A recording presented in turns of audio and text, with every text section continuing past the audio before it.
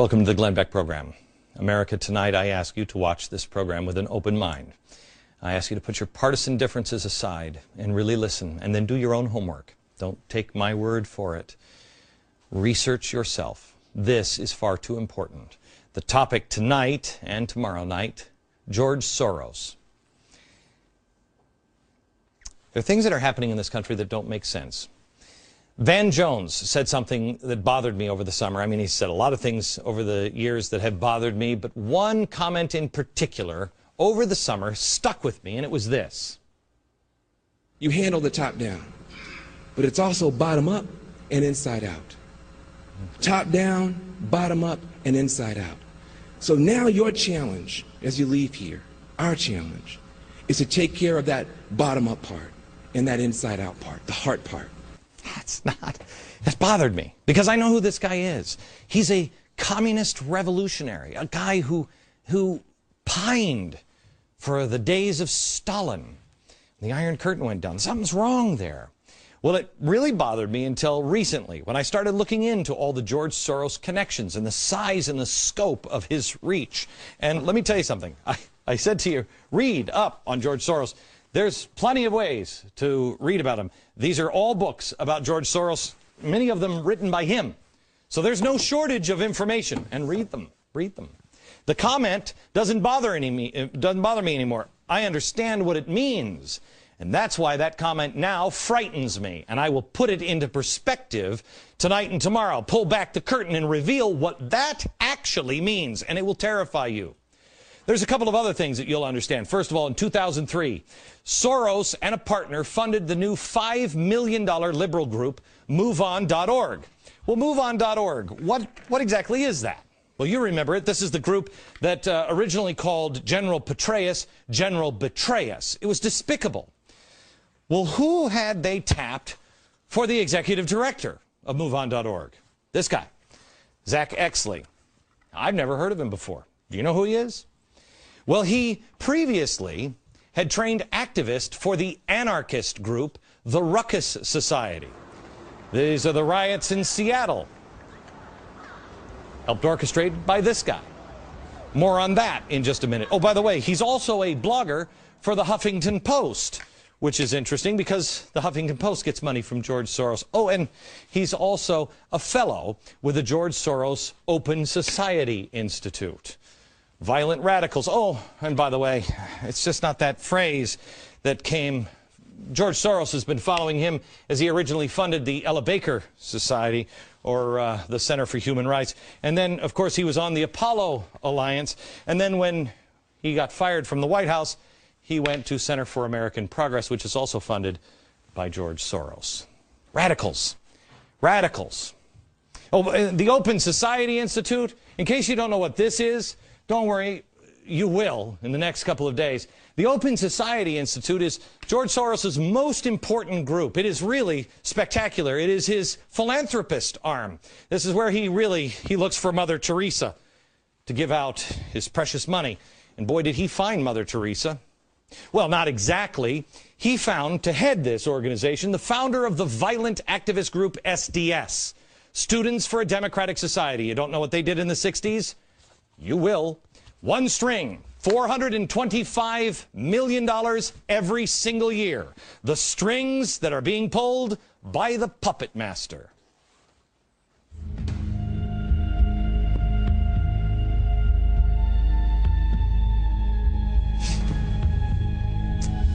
Hello, America. There are a few working parts to a puppet show. There is the puppet master here. There's the stage. There's the audience. There are the strings to each puppet. And then there's the story. But there's also why. Why is the story? Why is the show happening? What is the puppet master? What is his motivation? Is it for the money? Is it for entertainment? Is it personal gain? What is it? Make no mistake, we are watching a show. The stage is the world. It's television, it's newspaper, it's speeches, it's the political elections, it's what's happening in Washington. You are the audience. And like any good show, they do have one goal in mind. They want you to feel something. But most shows don't have a hidden meaning behind it. They just want you to laugh. They want you to be entertained. This one, not so much. At the end of the show, you have a choice to make. They want you to get up from your seats. Of course, they have in mind what they are planning on you choosing, and they are just using this stage to try to make the case and convince you of it. It's really propaganda. Here's the propaganda book. Here it is. This is actually from one of Wilson's. Nasty, nasty guys. This is the book that I've told you before on propaganda that Hitler used. Goebbels. I just want to show you in propaganda, this is D. Now this is what's taught in schools. D. Democracy is administered by the intelligent minority who know how to regiment and guide the masses. That's great. This is Edward Bernays. Let me give you the whole quote here.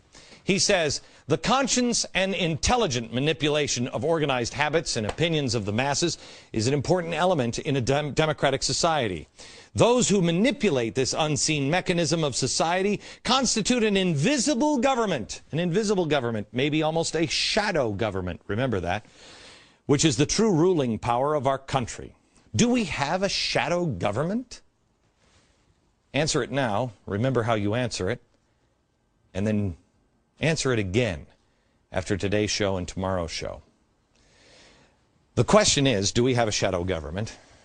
And if we do, who are those intelligent minority that is guiding us through? And where are they guiding us to? If you skip past all of the puppets and the strings, if you stop looking at the puppets themselves, you have to see who's behind the puppets. Who is choosing the puppets and the players? Who's the puppet master? George Soros. Now, I am sure that this will be called a conspiracy theory, and quite honestly, a year ago, 2 years ago, I wouldn't have believed it myself. But it is right out in the open. I encourage you, do not take my word for this. Do your own research, and don't go to conspiracy websites or anything else. Go to his own books. Go to the biographies written about him. Go to things that are well documented, like 60 Minutes, things that are well known for their accuracy. We have all of the materials that put this show together at glennbeck.com and in my free email newsletter. I want you to see the footnotes on this program.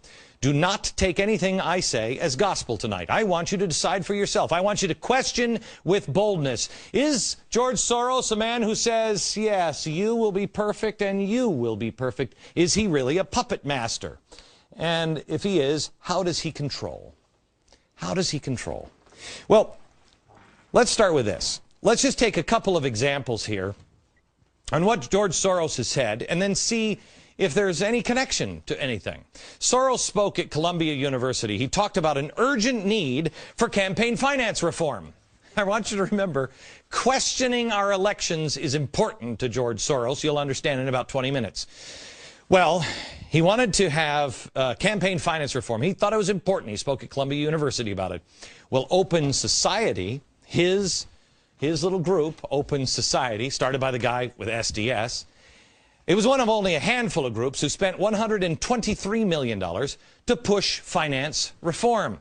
Soros, quote, said, do something about the distortion of our electoral process by the excessive use of TV advertising. So he wanted to make sure that lies couldn't distort things.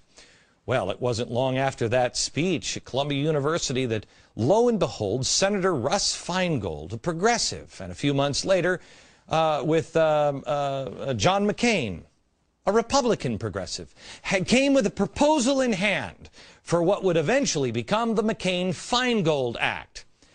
The irony, if it is that McCain-Feingold ultimately led to the explosion of 501c3 groups, which can advertise at will. 501c3 groups. Oh, 501c3 groups? You mean like Sojourners, or Color for Change, or the Tides Foundation, or Media Matters, or People for the American Way, or MoveOn.org, Center for American Progress, the Apollo Alliance, Eller Saker for Human Rights. You mean those things? You see, we had the McCain-Feingold Act, and then mysteriously, almost unbeknownst to everyone, those groups became very powerful, much more powerful. And guess who controls most of the most powerful? George Soros. George Soros, in the aftermath of 9/11, talked about police action as an alternative to war. Now, did anybody pick up on that? This is what he said. War is a false and misleading metaphor in the context of combating terrorism. Crimes require police work, not military action. George Soros. Here he is, the Democratic candidate for president, adopting crimes require police work, not military action positions. What we've learned is that the war on terror is much more of an intelligence operation and a law enforcement operation. The war on terror is far less of a military operation and far more of an intelligence-gathering law enforcement operation. And that's what we have now in our office. Starts with George Soros. Days after President Obama was elected, George Soros again set the agenda.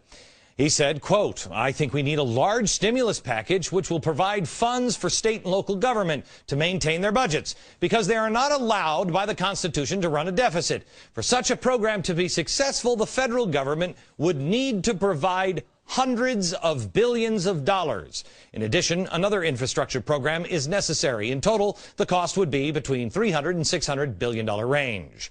Well, what was on the first thing on his agenda? The $787 billion stimulus bill. Gee, I remember this, and I remember saying at the time, who wrote this? It was too complex. It was too early in his, oh yeah, that's right, the Apollo Alliance. Where does the Apollo Alliance come from?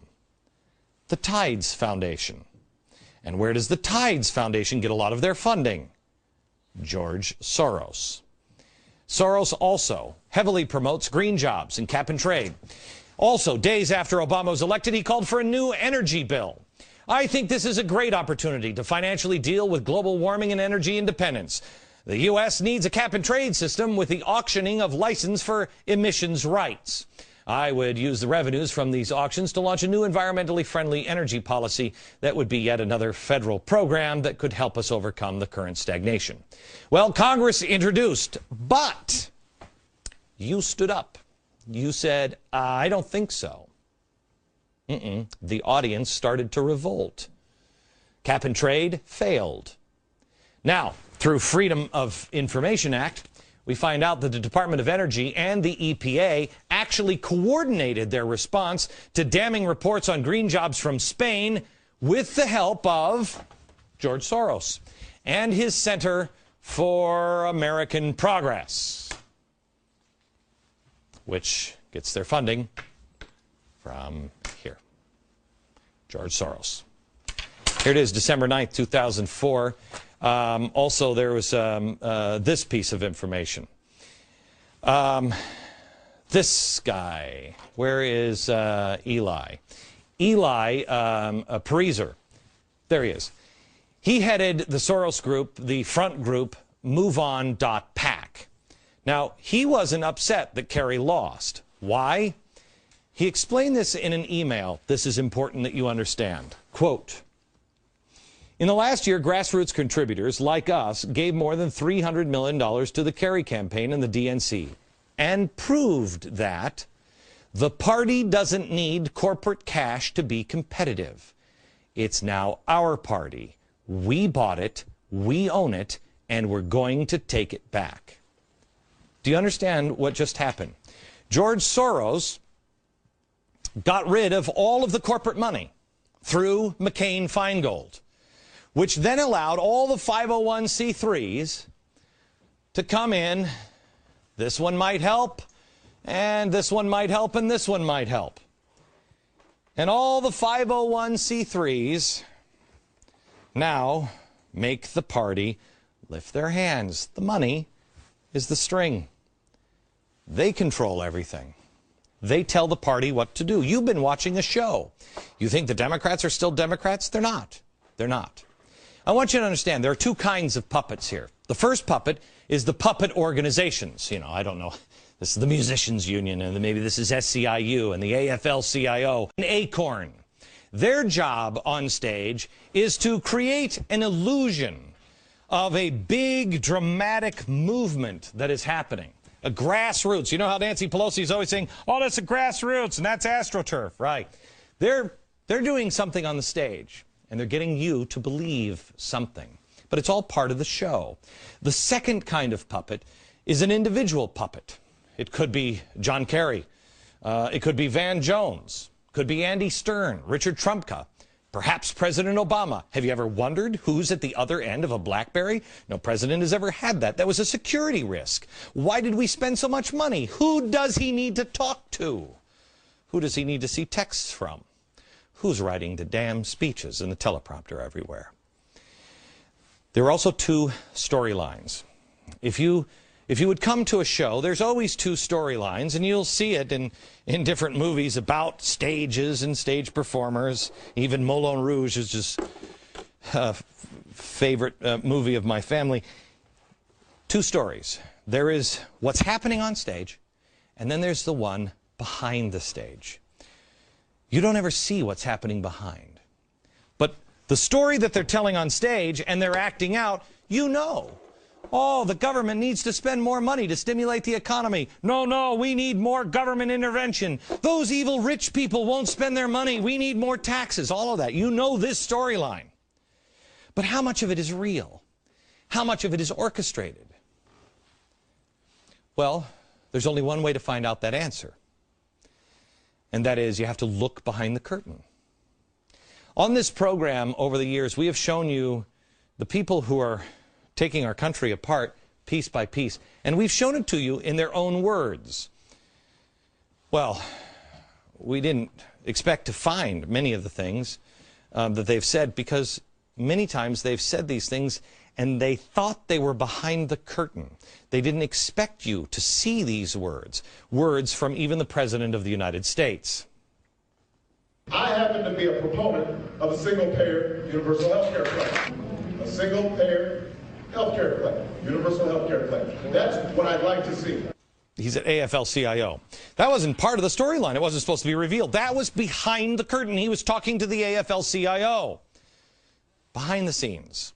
Over the next couple of nights, we'll do our best to give you a complete tour of the show. The puppets, the money strings, the storylines, behind the stage, everything. Not just the parts they want you to see. And again, I don't want you to take my word for it. I want you to read all of this yourself. All of the links and information and additional reading material will be available at glennbeck.com. Also in my free email newsletter. You can sign up for it there. Also, we have put it on theblaze.com. There are news stories about George Soros today, and also amazing stories about violence from MSNBC. We have a commentator last night saying that we wonder if there should be a revolution. Of course, he's saying now, of course, the answer is yes, and maybe even a violent revolution. It's amazing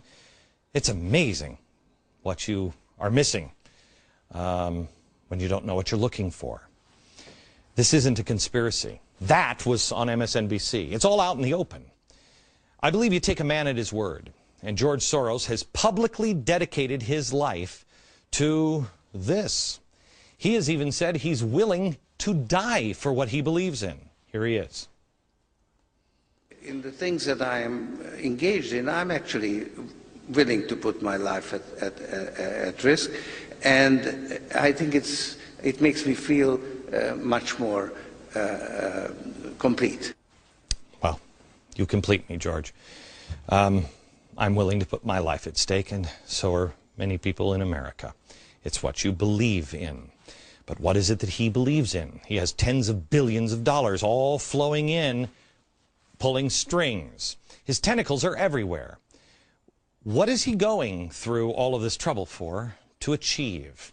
Well, globalization. George Soros believes, quote, the main obstacle of a stable and just world order is the United States. Let that sink in for a minute. The main obstacle to a stable and just world order is the United States. We'll pick it up next there.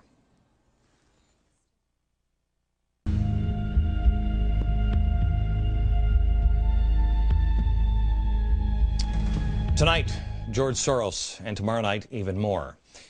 Please DVR this series of shows. There's a lot of meat here that I need you to do your own homework on and learn the truth yourself. But we want to find out a little bit more about him and who he is and where did he come from. His childhood is shocking, traumatic. He grew up in Nazi Europe. 14 years old, he had to help the government confiscate the lands of his fellow Jewish friends and neighbors. He didn't grow up in a very Jewish household. His mother was a strong anti-Semite. George Soros' words, not mine. But when he had to go over and take the lands from the people, his Jewish friends and neighbors, who were being sent to the gas chambers, I can't imagine what that would do to a teenager, or anybody, an adult. Well, what did it do to George Soros? In an interview with Steve Kroft, Soros was asked if he felt guilt at all about taking the property from the Jews as a teenager. He responded, no. He also said, quote, I don't deny the Jews their national existence, but I don't want to be a part of it. Last night, the phone calls came in to Fox already before the show even aired, and they were saying that, there were Soros people saying that I am an anti-Semite because I was going to report this. I mean, I'm probably more supportive of Israel and the Jews than George Soros is, but that's neither here nor there. I don't believe pointing out the man's tragic beginnings makes you an anti-Semite. On this program for the last couple of years, we've been telling you about the people and the places and the things that you had never even considered before. At least I hadn't. Most people hadn't. And I told you that there was a structure being put into place in our country, and it was designed to bring about the fundamental transformation that has been promised. Through the course of this journey of discovery, amazingly, all the paths, time after time, really led to one man, George Soros, one guy. There's a crisis collapsing our economy. George Soros. When the administration and the progressives look for a savior to step in and save the day, George Soros. He makes predictions, and his loyal followers make sure they come true. He's pulled no punches about the end game. It's one world government. The end of America's status as the prevailing world power. But why? Well, if you want to understand the why, you have to ask questions, and there's a few things that you need to know about George Soros. And here they are. People generally play with a certain set of rules.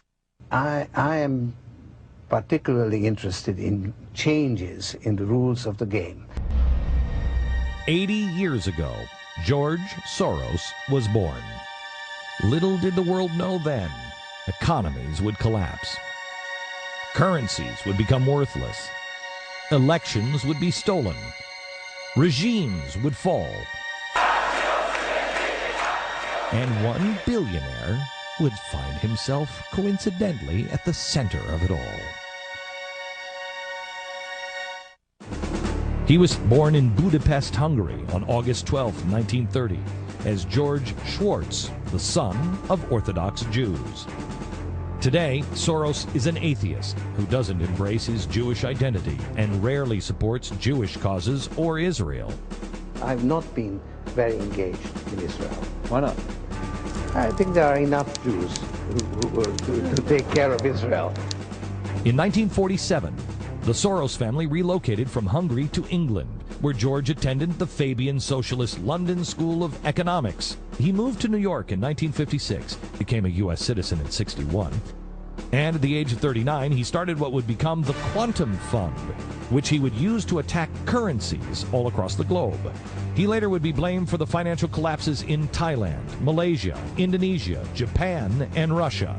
And who could forget that he was the man who broke the Bank of England in 1992, shorting the British sterling by betting heavily that the currency would collapse, despite government assurances to the contrary. Today has been an extremely difficult and turbulent day. Massive speculative flows continue to disrupt the functioning exchange rate mechanism. The money that I made on this particular transaction, the estimate is about $1 billion. Along with currencies, Soros also collapses regimes. With his Open Society Fund, which was founded in 1979, Soros has helped fund the Velvet Revolution in the Czech Republic, the Orange Revolution in the Ukraine, the Rose Revolution in Georgia. He also helped engineer coups in Slovakia, Croatia, and Yugoslavia. So what is his target now? Us. America. He said it himself on many occasions. He said, what I have done in other countries in terms of overturning bad governments, I'm going to do in this country. Our country needs us. And we need people like George Soros, who is fearless and willing to step up when it counts. Political analysts say the shadow party he has built here greatly resembles those he created in other countries before instigating a coup. He created his own party within a party, or his shadow party outside of the Democratic Party, the Center for American Progress. That was one of the original shadow party groups. This group, from the beginning, was charged with getting control of the conservative media. Many of the people in the Obama administration were just drawn right up from there. He spent millions in 2004 to drive President Bush out of office. He didn't succeed. But changing the attitude and policies of America, he says, remains his top priority. In one of his books, Soros writes, quote, "The main obstacle to a stable and just world order is the United States," end quote. You wouldn't want a man like this anywhere near the President of the United States, would you? Soros has been granted at least 4 visits so far to the Obama White House. This, a man who has repeatedly called for the devaluation of the dollar. A slow decline in the value of the dollar, a managed decline. He's waged a war against capitalism. Capitalism is not directly opposed to open society. Nevertheless, it poses some serious threats. This is a man who wants the world to be one global society without borders or individual governments. One global society and one global gatekeeper.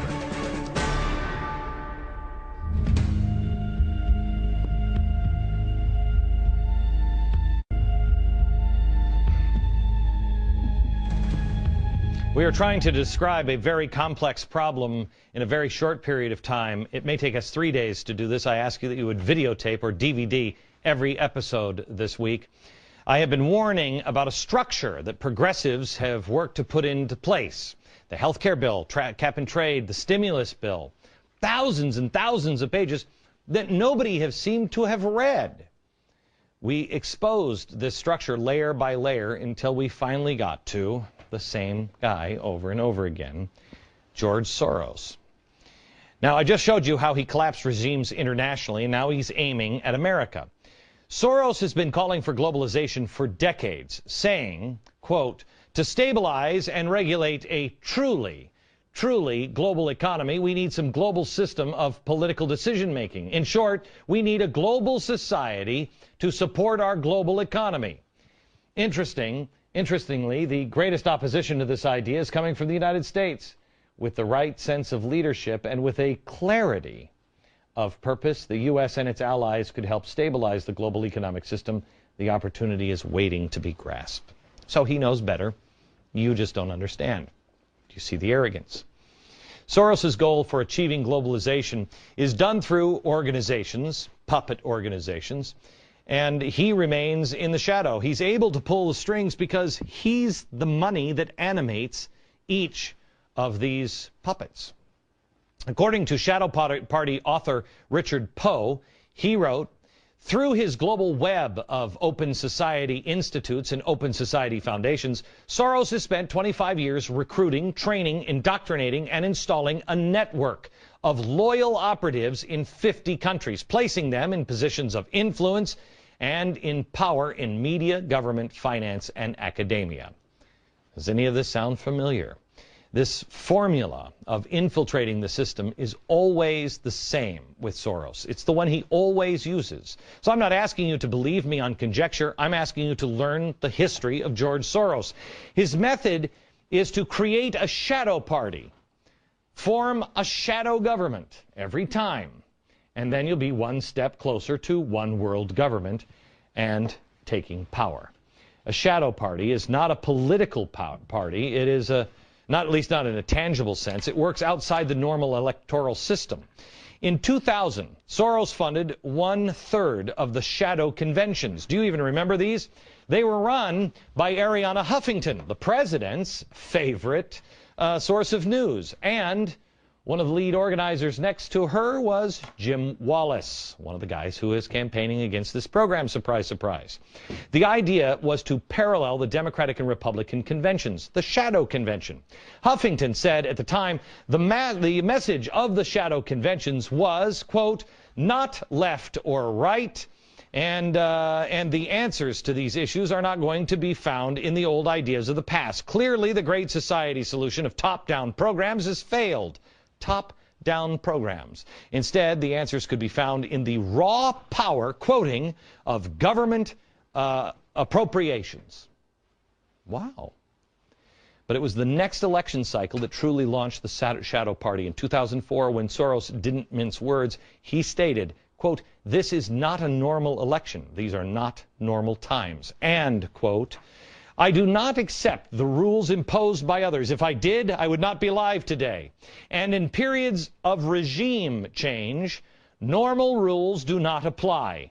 One needs to adjust one's behavior to the changing circumstances. By the 2004 election cycle, Soros's shadow party had shaped the Democratic message. Under Soros, the guidance of the shadow party infrastructure had assumed the coherent shape by early 2004. There were 7 extensively independent nonprofit groups, which included MoveOn.org, that would help the Democrats. Really. Soros surrounds himself by radicals and revolutionaries. Let me go back to what I told you at the beginning. George Soros is creating a new structure through a shadow party. He infiltrates politics. He pulls the same playbook out every single time. Ukraine, Croatia, Yugoslavia, Georgia, and Slovakia. The same thing. Here it is, step by step. Step 1, you form a shadow government. He's done that. Infiltrate the target country using humanitarian aid, Open Society Institute, or ACORN, whatever they are, as cover. Step 2, you control the airwaves. Has he done that? Fund existing radio and television outlets, or start your own outlets. We showed you this chalkboard yesterday. This is his media empire. NPR, free press, it's all here. Step 3, you destabilize the state. Would you make a case that this is being done? You cause a political or economic crisis, or you take advantage of an existing crisis. Step 4, provoke an election crisis, where you don't want to really trust the outcome of an election. You wait for an election, and then you cry voter fraud. This, by the way, La Raza and Acorn funded through OSI, George Soros' charity arm. Step 5, stage massive demonstrations, and you accuse opponents of voter fraud through radio and TV stations that you control. Soros has been laying the groundwork for change for the U.S. for decades, going through many of these steps one at a time, sometimes combined. Step 1, Soros has established his Open Society Institute in the U.S. Step 2, he's been trying to control the airwaves by funding media outlets and attacking Fox News, and they're doing it now with millions of dollars on this program and Fox. Step 3, Soros supports massive government spending, which will worsen our deficit crisis, destabilize the state. This is a man who lives above the law. This is a man who is not exactly humble. In fact, he fancies himself somewhat of a god.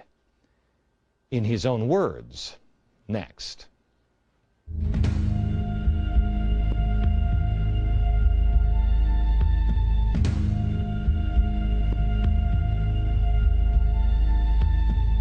So,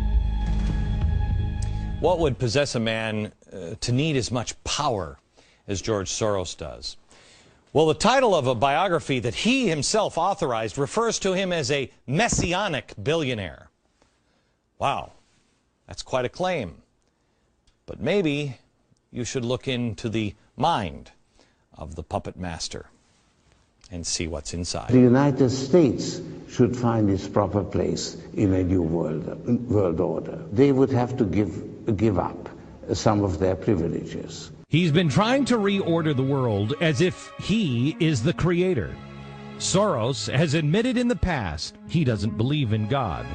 But that's perhaps because he thinks he is. Soros himself admits that from the time he was very young, he had megalomaniacal ideas. He said he had messianic fantasies. He said he even thought of himself as a kind of god. In Underwriting Democracy, he writes, quote, "If truth be known, I carried some rather potent messianic fantasies with me from childhood. In The Alchemy of Finance, quote, I fancied myself as some kind of god." He's even said that now that I've made these things, these dreams into a reality, I feel more comfortable admitting to the magnitude of my, my ambitions. In Soros on Soros, quote, "I probably couldn't feel all of a piece if I weren't larger than life." To The New Yorker, God in the Old Testament has a number of attributes. Invisible. I was pretty invisible. Benevolent. I was pretty benevolent. All-seeing. I tried to be all-seeing. End quote. Soros goes further in that he has said that he wants to be the conscience of the world. He was quoted by his biographer, Kaufman. Yes, I did say that, and actually I stand by it. I think the world very much needs a conscience. I want my foundation network to be the conscience of the world.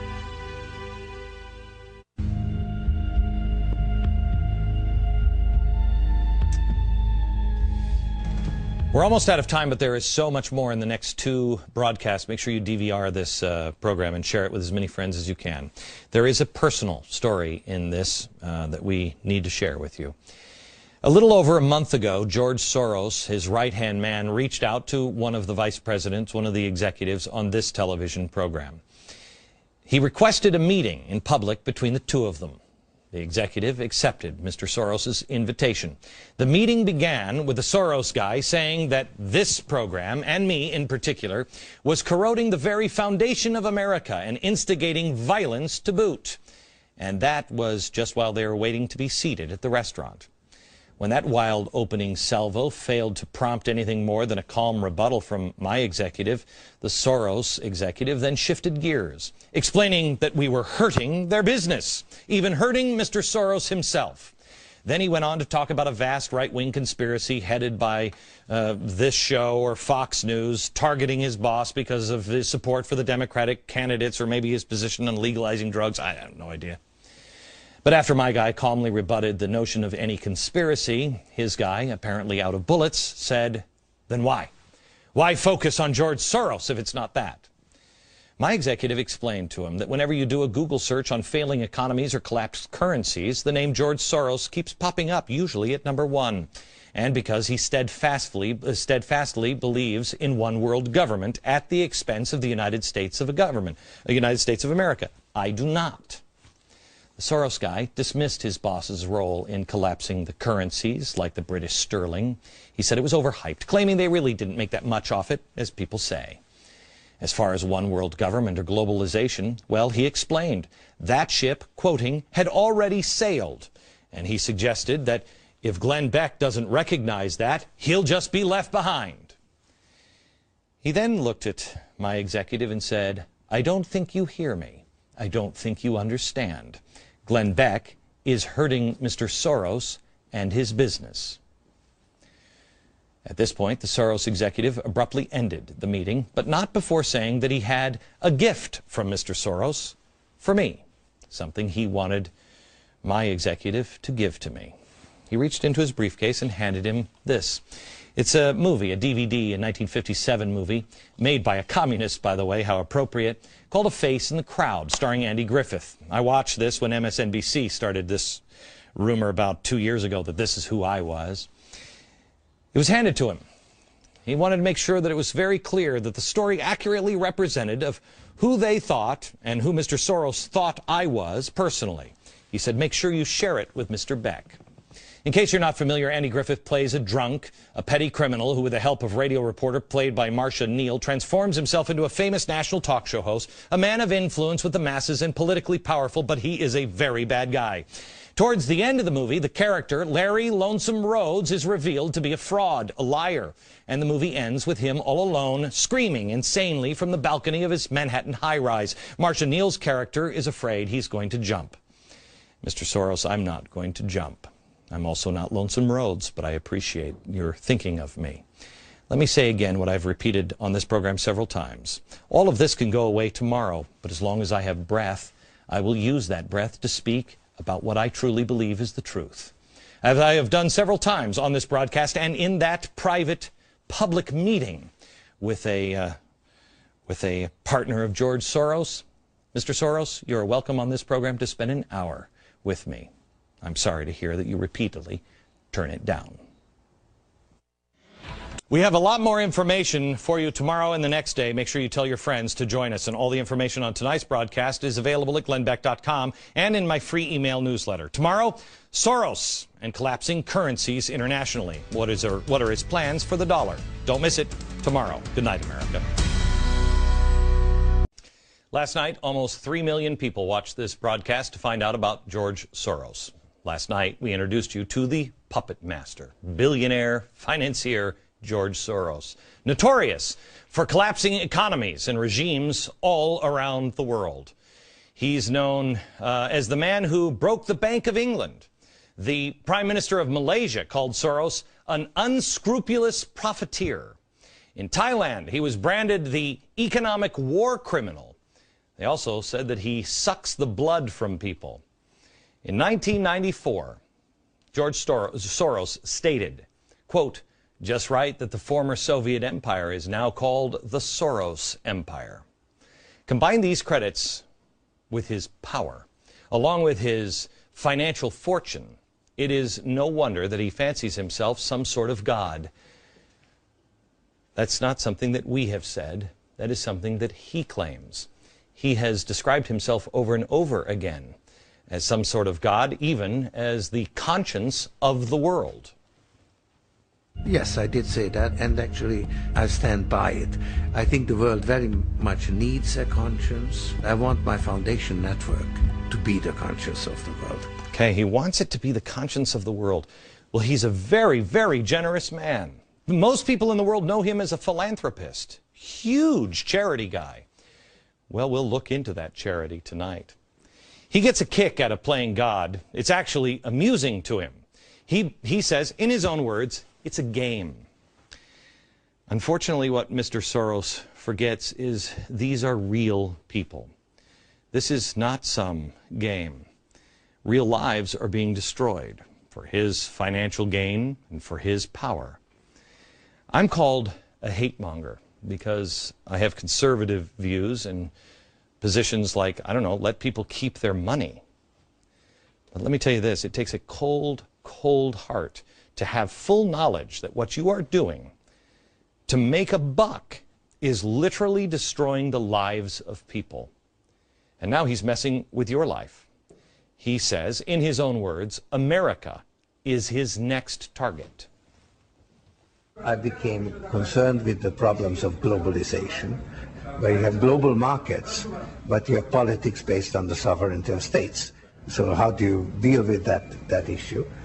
And then I came to the realization that open society is endangered by our current leadership in this country. And that is when I refocused my attention on the United States.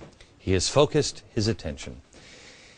This isn't a hypothesis.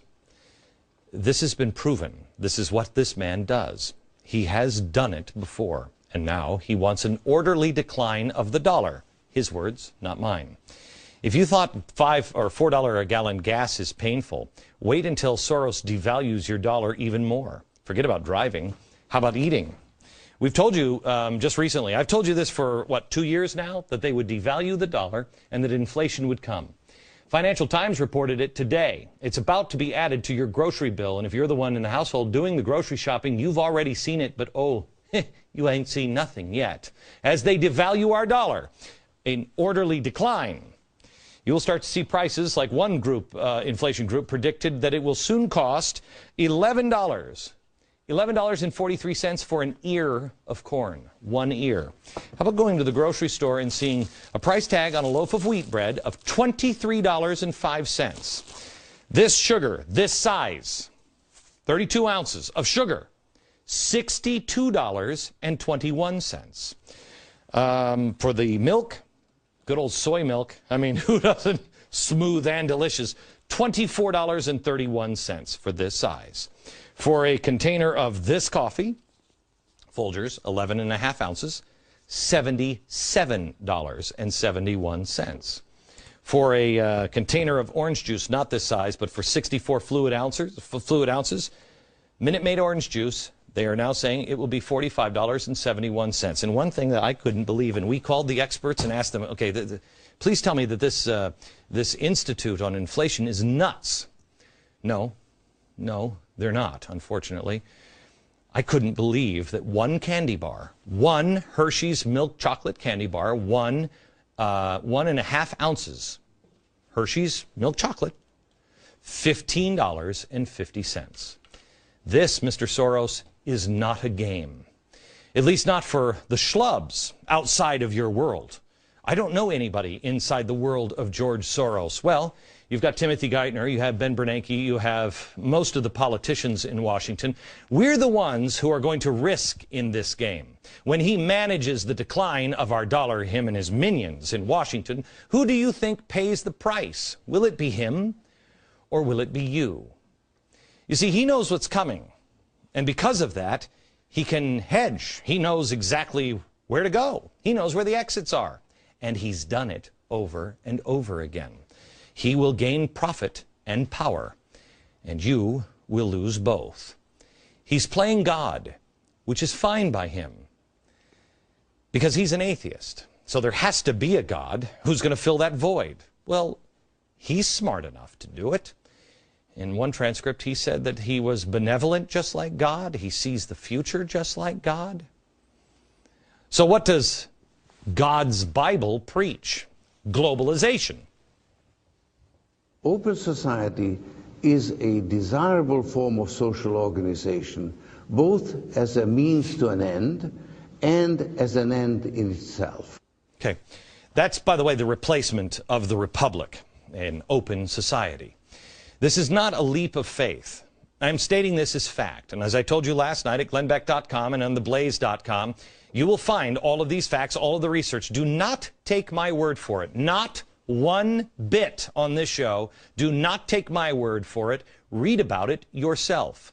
Most of it comes in the form of his own words. Come on over here for a second. These are, many of these are the books that we use to prepare this show. And many of these books are written by him. This one, this one, this one. You can read about it. He's not shy about telling you. I mean, God wrote a book too. He wrote 3. Because of his own words, we know what to look for. We know the signs. We know what he's done in the past to bring down regimes. He's left a blueprint, a pattern to look for.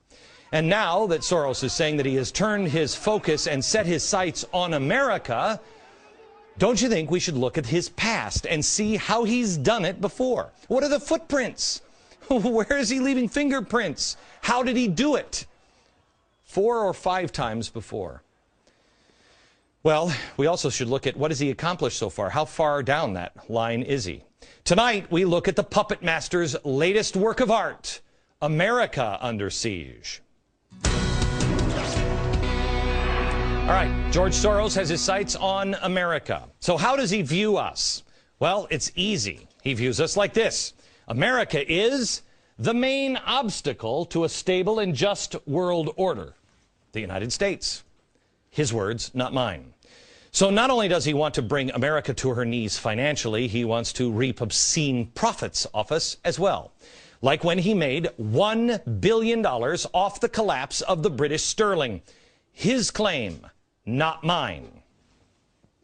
The money that I made on this particular transaction, the estimate is about $1 billion. You were the guy, they said, who broke the Bank of England. Right, and did. Well, that's true. He's just a lovable old spooky dude. By the way, his people, when they met with my number two in a story that I told you last night, and remember, left us this threat, I mean this gift, he says they didn't really make that much off it. So is he lying then, or is he lying now? Which is it?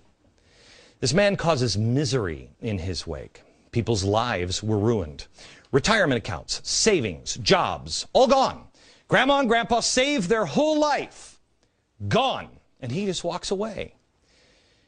You've saved your whole life. If you've put all your money away for retirement, it's now worth 30% less in the last 10 years. And it's about to be worth a lot less. What are you going to do? You're going to go back and get another job? See, he doesn't think about that stuff because your life is a game to this man. And again, listen to George Soros in his own words. When you try to, let's say, improve society, you affect different people and different interests differently, and they are not actually commensurate. So you very often have all kinds of unintended adverse consequences. So I had to experiment, and it was a learning process. The first part was this subversive activity, disrupting repressive regimes. That was a lot of fun, and that's actually what got me hooked on this whole enterprise. That was a lot of fun, experimenting with people's lives. This is what happens when people put themselves in an elite category, or appoint themselves rulers, or in his case, see themselves as some sort of a god. You become a plaything, and he is the all-knowing, all-seeing creator.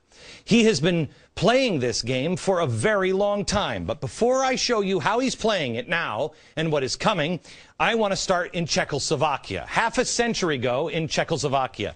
It was a scary, scary time to live in this part of the world. The world was changing. Europe was on fire. Joblessness, hunger. Hunger was on the rise. People didn't know what to do. Protesters started rioting in the streets. The average person was frightened out of their mind. And so what did they do? They begged the government, please bring order. Stop the people rioting in the streets. Well, they did. And the next thing the average person knew, they were a communist country. It is important to remember this story, because that's what history books would tell you. But there's now new documents out that were never supposed to be released. And it plays directly into today and what's happening in America. And we'll get to that by the bottom of the hour. But right now I want to show you the signs. What is George Soros trying to do? What is it? How does he do it? After country after country after country, we found that there are 5 steps to him gaining control. He does it over and over and over again. So let's see what the steps are, and let's see if he's done any of them here. The first one is form a shadow government using a humanitarian aid as cover. This is what he just said. It's kind of funny. It's kind of fun. The first step, he said, is subversive activities. Okay? Step 2, control the airwaves. Fund existing radio and TV outlets and take control over them, or start your own outlets. Remember, take control of existing or start your own. Step 3, destabilize the state. Weaken the government and build an anti-government kind of feeling in the country. You exploit an economic crisis or take advantage of an existing crisis. Pressure from the top and the bottom. This will allow you to weaken the government and build anti-government public sentiment. Step 4, you provoke an election crisis. You wait for an election. And during the election, you cry voter fraud. Step 5, take power. You stage massive demonstrations, civil disobedience, sit-ins, general strikes. You encourage activism. You promote voter fraud, tell followers what to do through your radio and television stations. Well, let's start at the beginning, shall we? Do any of those sound familiar? This is the way George Soros takes country down every time. Every time. Again, he's done it. How many times, Joe? 4 or 5? 4 times. 4 times before. We'll be number 5. So let's go back here. The 5 steps to control. The first one is form a shadow government using humanitarian aid as a cover. Now, is he doing this? Well, let me start with the central George Soros operation, which is OSI. This is his main group, OSI. It is the Open Society Institute. It sounds warm and fuzzy, and to hear the way they tell it, it is warm and fuzzy. Oddly enough, yesterday, in a sign of, I think, total panic and collapse, OSI released a video talking all about all the wonderful things that George Soros does. It's fantastic. Must have cost them a fortune to put this up. Coincidentally, it's released the day that we do our special to show you that he's just a lovable old philanthropist. That's all he does. He cares about people. Well, I'm sure he does. I'm sure he does. Because he's a humanitarian. He's a philanthropist, you know. He gives tons of money. I'll show you that whole thing at the end of the show. Through the Open Society Foundation, he donates almost $500 million annually to charity causes all around the globe. Well, that's fantastic. That's fantastic. I love people who give a lot of money to charity. Now, when you look at a charity, this is what I learned when I started to try to be responsible with my money. You look at people as an investment. What's the best way to invest in people? But you need, if you're going to give away $500 million every single year, you better have somebody who really knows how to manage it. And you better have somebody who has a big, big heart. Who is the person to head up your charitable arm, Mr. Soros? Well, he found, he's just the founder of SDS, the radical student group from the 1960s. You remember. You remember the days of rage, riots? Yeah. Yeah. And the spin-off group, the Weather Underground. Yeah. Just the guy who started this stuff, that's who heads the charitable arm. It's almost like subversive activities are kind of fun to Mr. Soros under the cover of humanitarian aid. So OSI spreads the money all over the country. But I'm sure the head of OSI, he's probably changed. One of the things that OSI funded was the shadow conventions in 2000. It funneled 1/3 of the shadow convention, who was hosted here. I mean, unless you were an avid, C-SPAN watcher, you probably don't remember them. But it was an attempt to, as they put it, focus on the issues that the parties just won't touch. Issues like campaign finance reform. Wait a minute. Last night, campaign finance reform. Now, that's a good humanitarian thing, isn't it? Seriously, that's going to feed a lot of children. Campaign finance reform. Remember we said that he spent over $100 million to get campaign finance reform.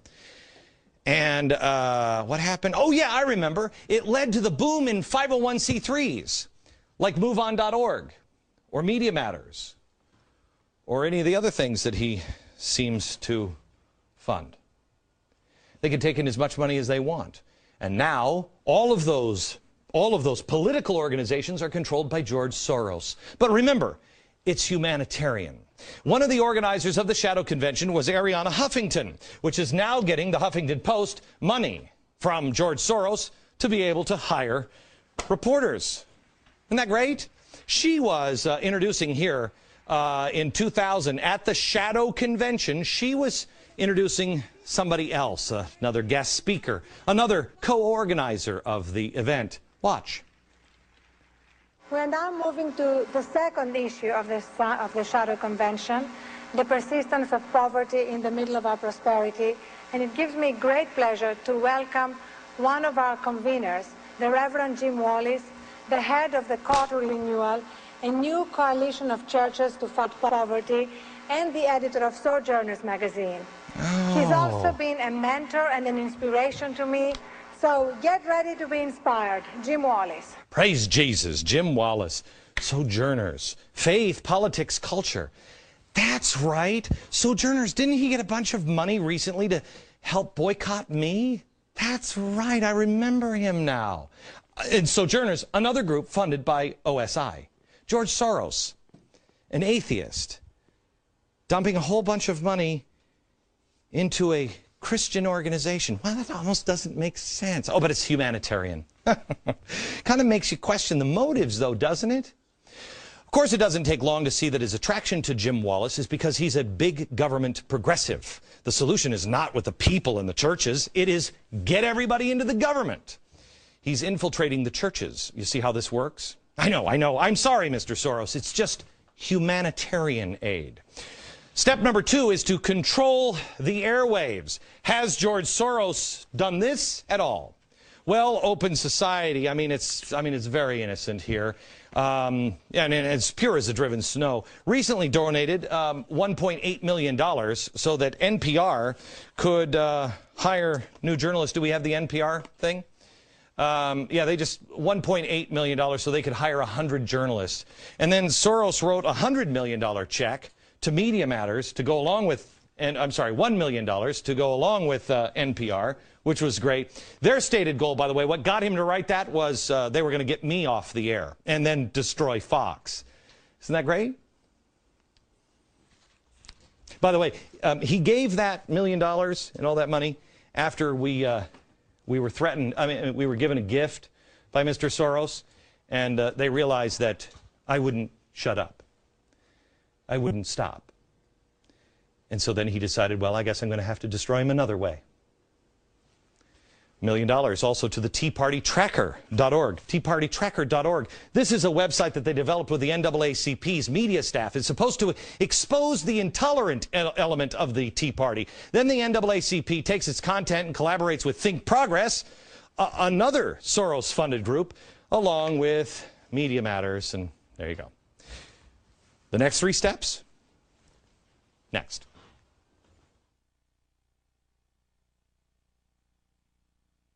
We're talking about the plan for control that George Soros uses to take control of governments. The first one was form a shadow government using humanitarian aid as a cover. In George Soros's words, subversive activities. By the way, here's Sojourners. Here's a letter a friend of mine gave me today. This is me on the cover. Glenn Beck doesn't like us. We must be doing something right. It's a fundraising letter for this guy. Number 2, control the airwaves. Is he doing that? Yes. Number 3, destabilize the state and weaken the government and build an anti-government sentiment. Okay, so is he doing this? Well, again, we go back to his organization, his humanitarian organization, heavily funds the Tides Foundation. The Tides Foundation, $4.2 million. They're the ones that funded the anti-capitalist story of stuff indoctrination videos that we have told you that helps kids resent the government that supports a free market system. Tides itself takes some of its money and then sends it on to places like the Apollo Alliance, the home of Van Jones. They're the ones that also crafted the stimulus bill, you know, for the little guy, like Andy Stern. I think we all know how everyone feels about the stimulus bill. Also, OSI decides that they're going to fund a place called the Center for American Progress. You know that one.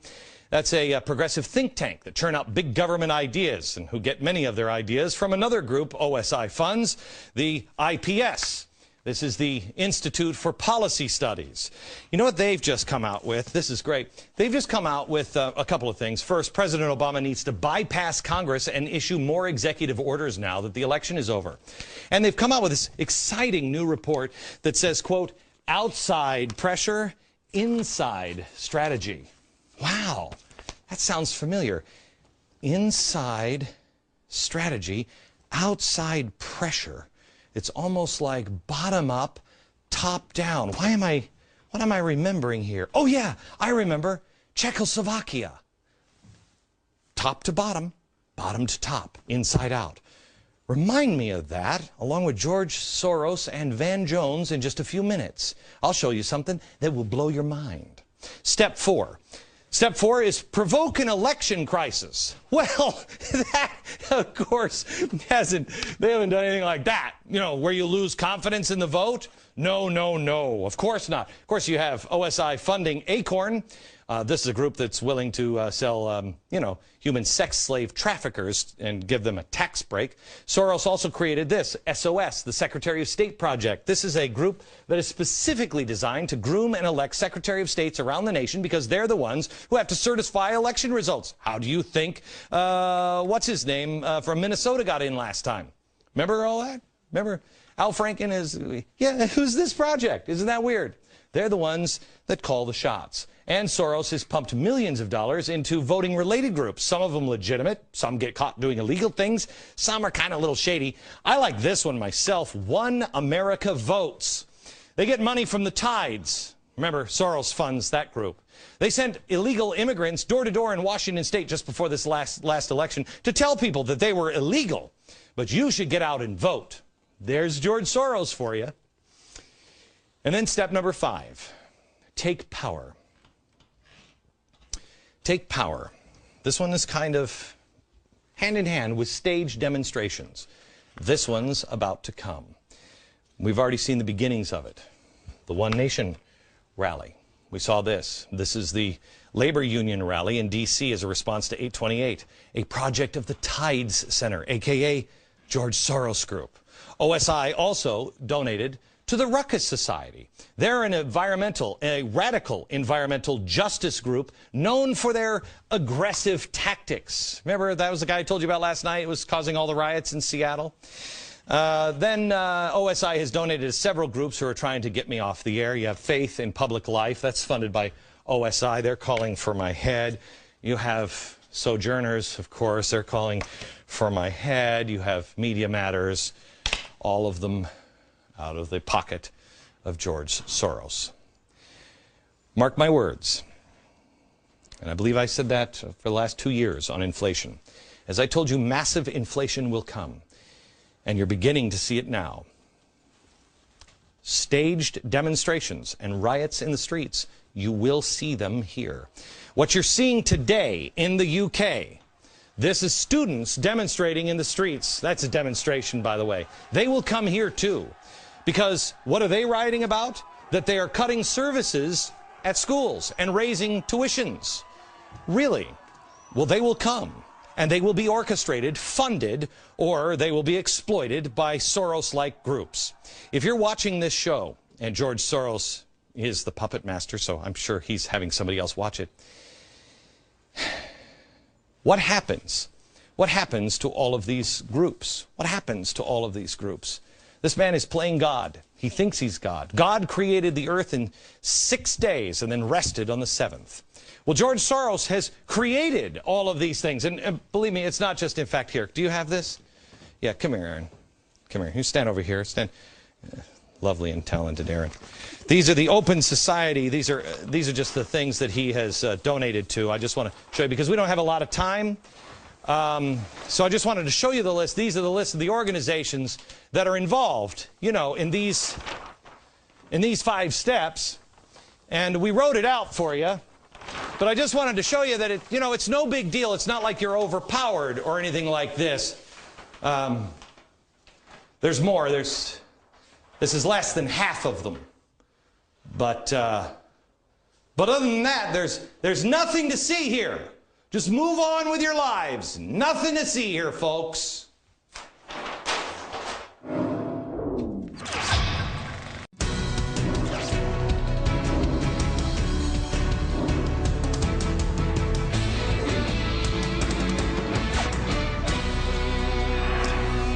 All right, I want to show you some video that has been bothering me for a while, and I mentioned it at the top of the hour and also yesterday. I think this will tie things together. I hope it does if you watch both episodes. First one is from Bertha Lewis. She's in front of a bunch of young socialists of America, and here's what she says. Organize, get out into the street. You really have got to circle the wagons. This is not rhetoric or hyperbole. She talks. This is real. She talks in here about how these Tea Partiers are going to come and get you. This is just like when they rounded up the Japanese. I mean, it's quite a stirring speech. That bothered me. That really bothered me. Because I do believe take power is the next step here. Stage demonstrations. Riots, they need trouble. But something bothered me even more. In the summer, Van Jones cloaked a message here in peace and love, and it stuck out to me. I want you to listen to what he says. You handle the top down, but it's also bottom up and inside out. Top down, bottom up, and inside out. So now your challenge as you leave here, our challenge, is to take care of that bottom up part and that inside out part, the heart part. The heart part. That's what did it for me. He said the heart part. I'm like, there's something wrong here. But I didn't know what this meant. This is a tried and true technique that communists use to crush people of a nation between the members of a government at the top. Remember, he said, you've taken care of the top part. What does that mean? You put the right radicals in power. You've taken care of the top part. Then they get the radicals at the bottom to cause chaos. If you don't believe me, that's fine. I tell you, don't take my word for anything. You go ahead and look it up yourself. Let me take you back to where I took you at the beginning of this program, Czechoslovakia. I only told you half the story of what the Czechoslovakians thought was happening to their country in the late 1940s. After World War II, Czechoslovakia was in real trouble and people were hungry and there was strife. And a small group of communists managed to gain power in the Czech government through parliamentary maneuvers. That was taking care of the top-down pressure. Meanwhile, unbeknownst to all the people in Czechoslovakia, they were agitating people, getting them out into the streets, riot, strike, protest, create the illusion of a widespread clamor for change. That was the bottom-up pressure on the system. Well, the people were left in between, and they didn't know the truth. They didn't know what was going on. They were hungry, they were scared, they were confused, and they were looking for help. When they cried out for help from the government, which they thought was not with the rioters, oh, they got help. They had no idea that some at the top were in league with those creating the chaos at the bottom. The people at the top had formed a shadow government, and they were only too happy to help, and they helped by clamping down on the Czech people. So the Czech people were hit from both directions, top down, bottom up, and inside out. Their country was turned inside out. They didn't know what to believe. The same is now being called for. The organizations that are calling now for Obama to bypass Congress and issue just executive orders. The Institute for Policy Studies. Soros funding. They came out with their annual report that literally says outside, inside. Outside pressure and inside strategy. What does that mean? It's just a different way of saying up and down pressure. Same thing, outside, inside. Now, how do I know about this strategy in Czechoslovakia? Well, it came from Jan Kozak's Communist Strategy paper. He was a writer and a member of the Communist Party at the time. He wrote this essay, and it was never intended to go public, but it accidentally did. We found it in a very old copy of the Congressional Records. Everything I am telling you for the last 2 nights, all of this strategy, all of this, the exposure. Why do you think George Soros sent his number 2 guy to my number 2 guy to ask us to consider him a kindly old gentleman? Because what he's doing was never meant to be published. But after being bullied, we stood up. We're not playing your game. It's no accident. This is what Van Jones meant. Top down, inside out, after the bottom up. What the Czech people didn't know is what you know now. That there is an orchestration of the ground. It's all being orchestrated. You know the groups involved now, and you know who's at the top. The Czechoslovakian people didn't know that, so they ran to the people they usually trusted, but they called for the wrong people. The other thing that the Czechoslovakian people didn't know is the first lesson of the 9/12 Project. What was my goal when I introduced the 9/12 Project? To tell you, you are not alone. But here was one of the most important lines out of that, especially in retrospect. Listen to this. The truth is, they don't surround us. We surround them. This is our country. Why is that important? Because when you study what happened in Czechoslovakia, the people felt alone, and they felt surrounded. You're not alone, and they do not surround you. It's an illusion. It's a puppet show. It's a stage. The radicals need you to feel that way. They need you to riot. They need you to create chaos. They'll do it if you won't, but they'd prefer that you did it. So when Van Jones says bottom up, He means get out into the streets. Why do you think she's telling the young communists they're coming for you? Get out into the streets. It's a game. And George Soros enjoys the game. He finds it kind of fun, those subversive activities, not my words, his words. He means the government forces that are in league with the riots when Van Jones says, bottom up and top down, the top will clamp down. Those are the people who are trying to force this president to do what he knows needs to be done. Van Jones' words. Top down, bottom up, inside out strategy. That's what's happening. Except now we've thrown a tire iron into their little game that they have played 4 other times, and they are now executing the 5th time. But now we're changing the game. That's why we have tried to arm you with the most powerful weapon you have, information you need.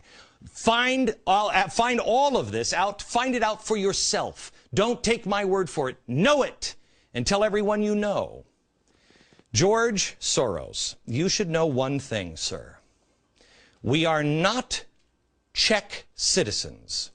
We are Americans.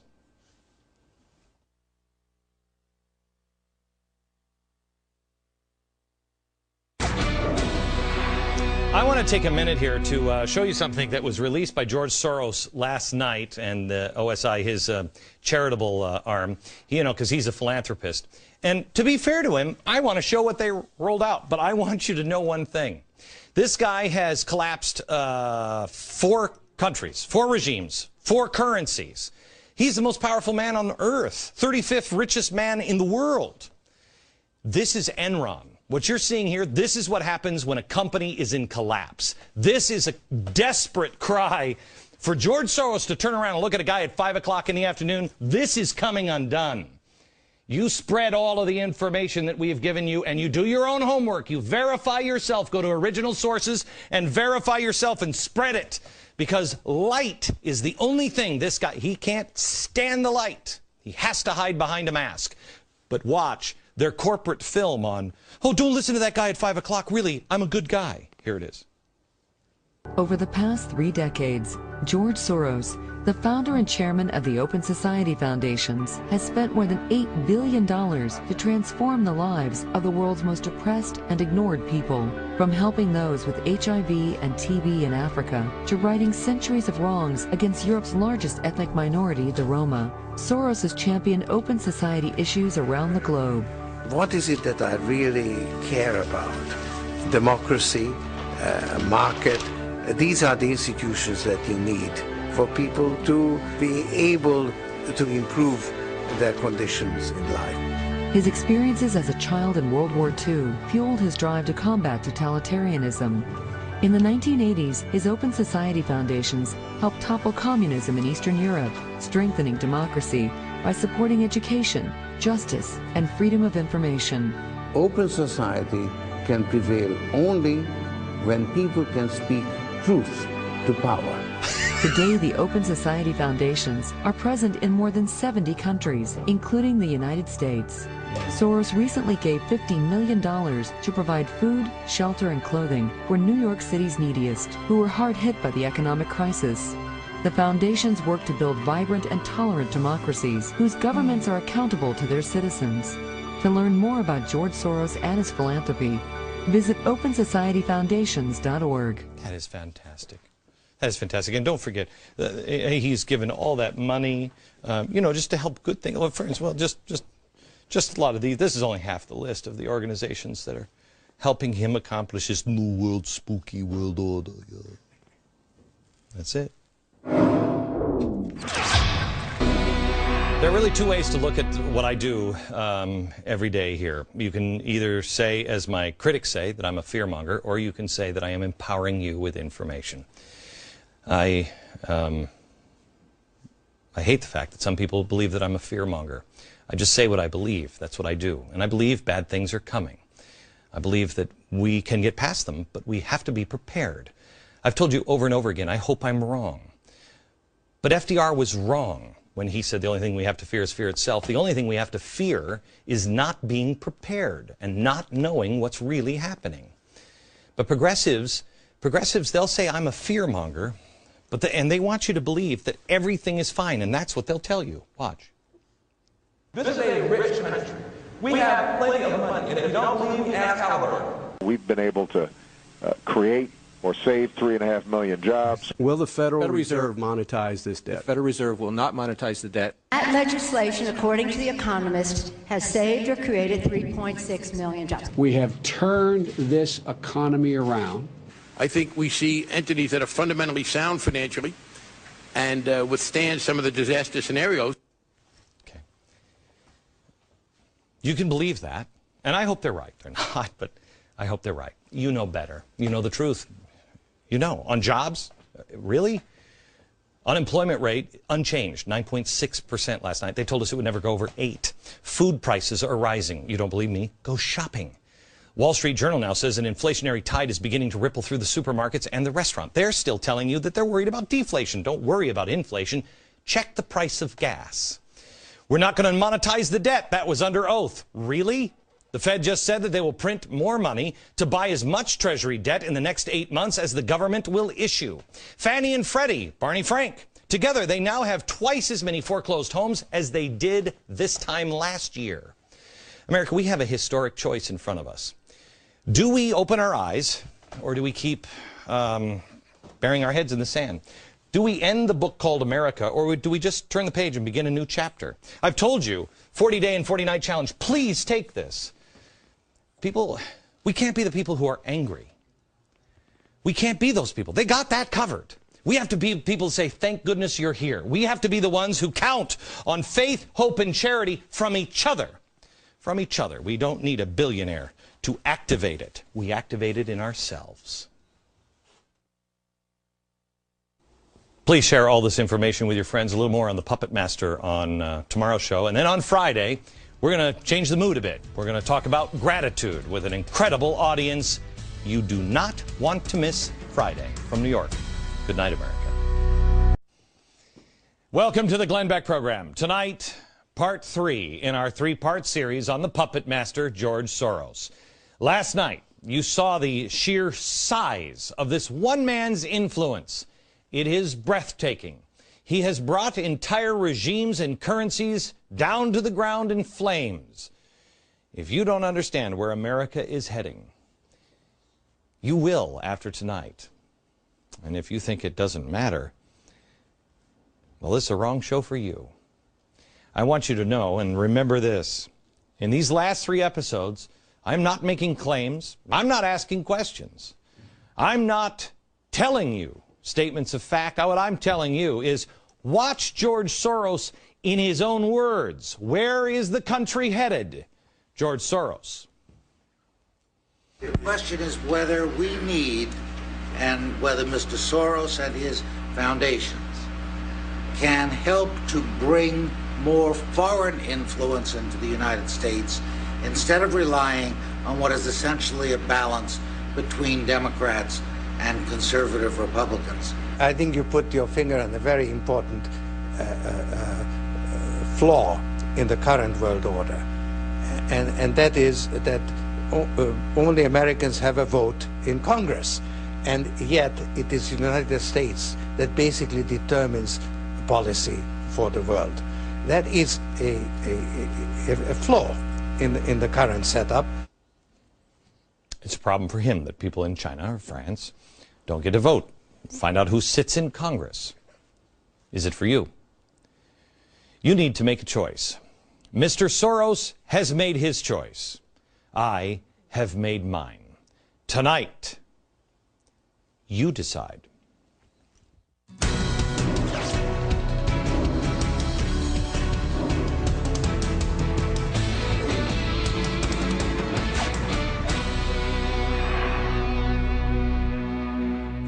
Hello, America, and happy Veterans Day.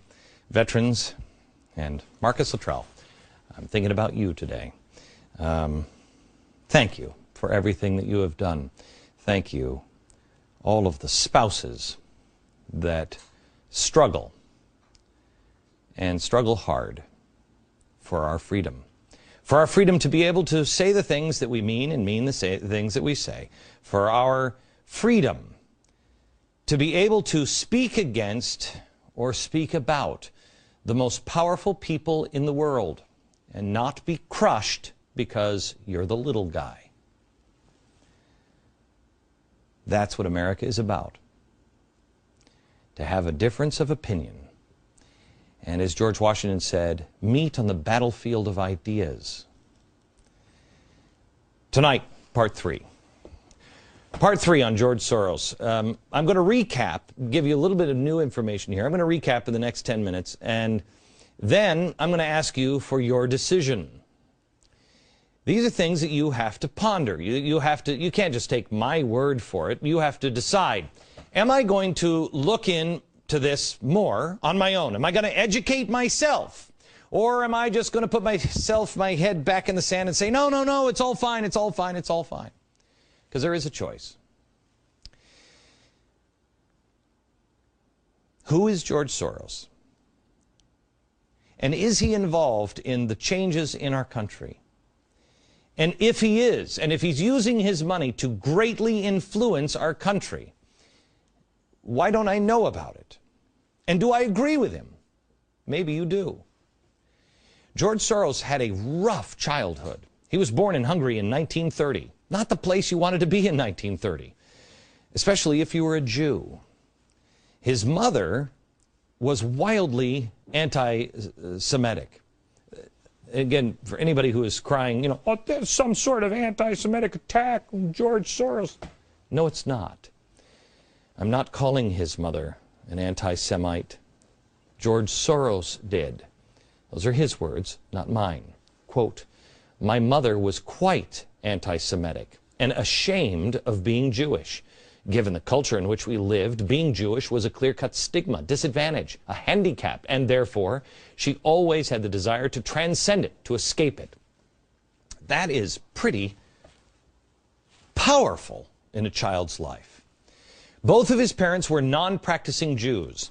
His real family name was not Soros, it was Schwartz. But what would you do if you lived in Hungary in the 1930s and 40s? Would you keep the name Schwartz? When George was 6 years old, the family changed the name from Schwartz to Soros. Now, at first, it just makes sense on the surface because you're like, okay, well, of course, they were trying to stay alive. They were madmen rounding Jews up. But when you look at the name Soros, it's an obscure name. What does it mean? Where did it come from? Well, it means to soar. But more importantly, it derives from Esperanto, which is a made-up trans-European language. It was started, I think, in the 1880s, and it was promoted by those who dreamt of a world free of nationalities. Get it? A world free of nationalities, an open society. His father was very much into this. That's how they picked the name Soros. So when George Soros was 14, his father basically bribed a government official to take his son in and let him pretend to be a Christian. His father was just trying to keep him alive. He even had to go around confiscating the property of Jewish people. Now imagine you are Jewish and you have to go and confiscate the property of your fellow Jews. And you are pretending to not be a Jew, and if anybody finds out, you're dead. He actually had to endure watching people sent off to their eventual murders. Watching people gathering their stuff, sending them off, knowing that they were going to go to their death. What does that do to somebody? How do you deal with it? How many years of therapy would somebody need after something like that? This is where George, I think this is important. I think this is where George Soros first learned to pretend to be something other than who he was. He had to. I am not blaming or questioning a 14-year-old or his parents for trying to keep him alive, trying to keep the family alive. I don't think anyone can understand what it must have been like to be Jewish in that scenario. Can you? Especially 14. I don't want to question the 14-year-old. I would, however, like to question the 80-year-old man who has never once said he regretted it. But more than that, He views it as the happiest year of his life. Again, not my words, his words. Listen. It was actually probably the happiest year of my life, that year of German occupation. For me, it was a very positive experience. It's a strange thing, you know, because you see incredible suffering around you, and in fact, you're in considerable danger yourself. But you're 14 years old and you don't believe that it can actually touch you. You have a belief in yourself, your belief in your father. It's a very happy-making, exhilarating experience. I don't think I've ever heard anybody describe the Holocaust years like that. Maybe he's the most healthy man you've ever met. Maybe somehow or another he just got through it. But he also has spoken about how his experience in Hungary has affected his psyche. Listen to this. Did anybody tell you in Hungary why they didn't like Jews at the time? Oh yes, and that of course is something, again, very, very much a part of my psyche, anti-Semitism and you know, hatred of Jews, which was quite widespread within Hungary. Even to his own home. I mean, I would love to spend an hour. He's not going to come on in this program and spend an hour with me, and we'd have bigger fish to fry on this. But I would love to understand how it affected his psyche, having his mother basically agree, apparently, I don't mean to judge, with the Germans on hatred of Jews, being anti-Semitic in his own home. How has he navigated that? I'm not going to spend the time. I have invited George Soros to come on this program. He has declined. We have bigger fish to fry. Like, how does he view the world? But it sure would be interesting to explore how this affected his feelings on Israel, which he does not support. He donates so much money to organizations that speak out against Israel. Some stick out more than others on the donations. But is there any connection there? I'm going to concentrate on the fact that I think the lesson he learned in that horrific year of 1944 was that if you hide your true identity, you can gain power, you can survive. And those who are seen as disadvantaged or handicapped and don't hide their identity, well, they don't survive. The next formative step in Soros's life was college. Now, this is where he attended the London School of Economics. Now, this is the same school that Hayek was from. He wrote Road to Serfdom. This is freedom fighter. But it's also the school where the Fabian socialists hung out. A Fabian socialist university, you remember.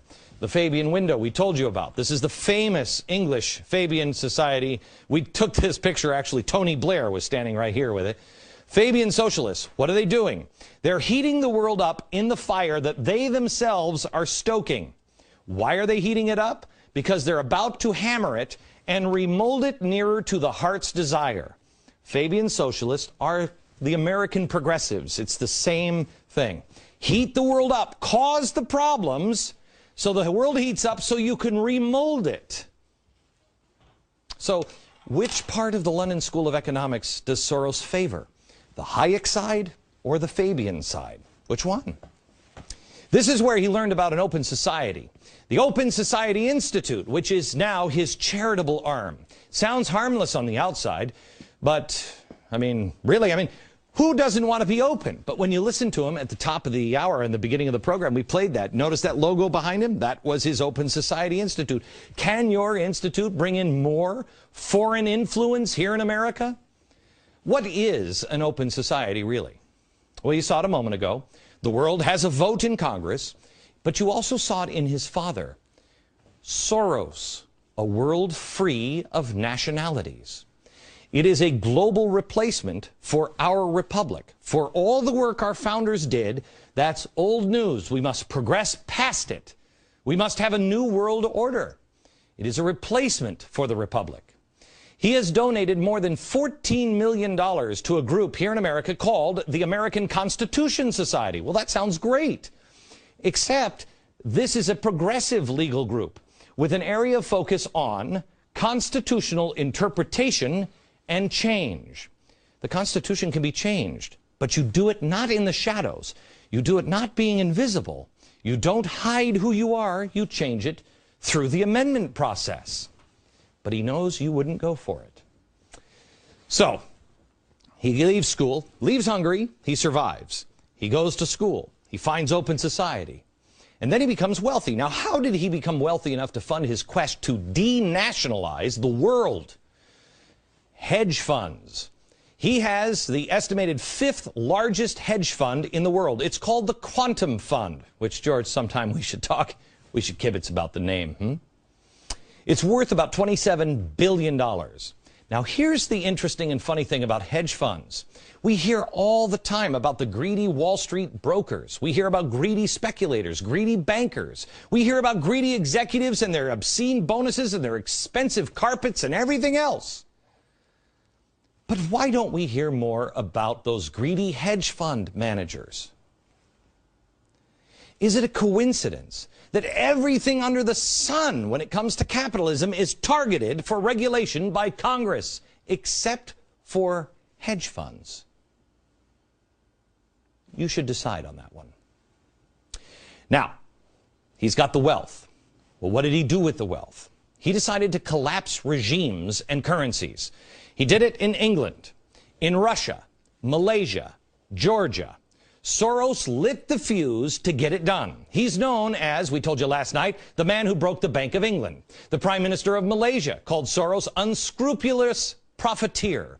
In Thailand, he was branded an economic war criminal who sucks the blood from people. In 1994, he stated, I just write that the former Soviet empire is now called the Soros Empire.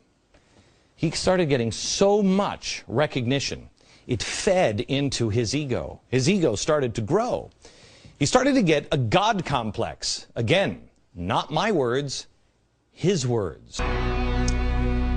I often wonder how I will be remembered in history. I think I know, unfortunately, I think I know the answer to that.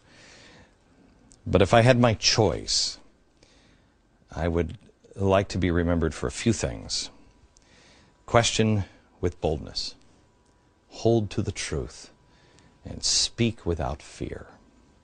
If you can only learn one thing from this show, I hope it is that. Find out for yourself. There are so many people that are laying a smoke screen down, so you don't know what's going on. You must do your own homework, because only when you do... Do you remember your teacher used to say, show your work, show your work. Why? Because if you could see the work, then she knew you knew it.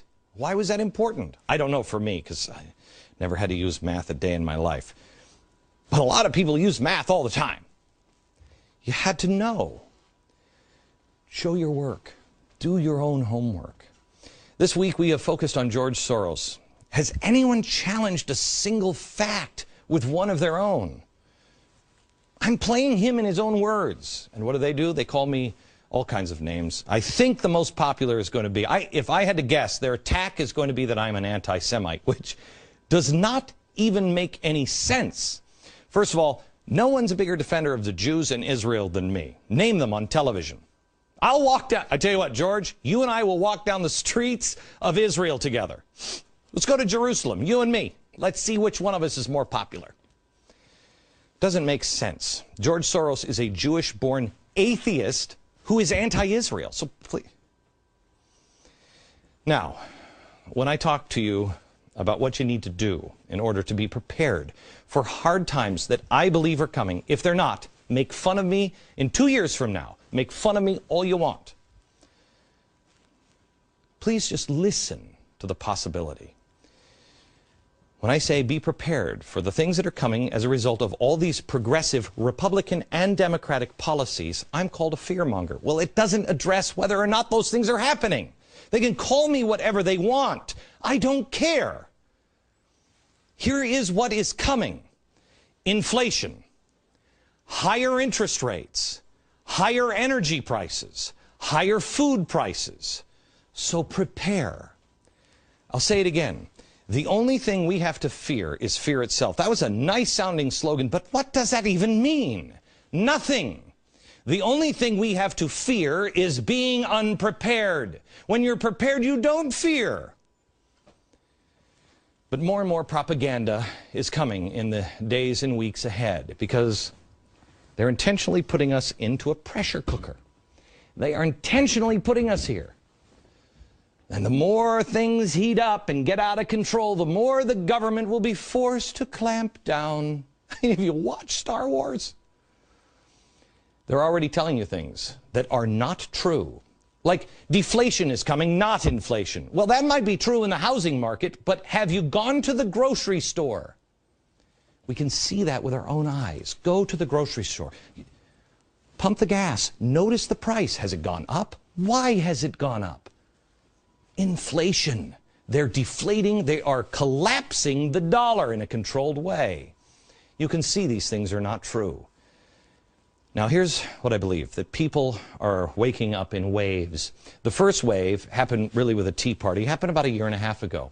But I sense another wave of people waking up is coming. And we have to be ready to welcome them. There are more unemployed. There will be more people that are struggling as groceries go up much, much more.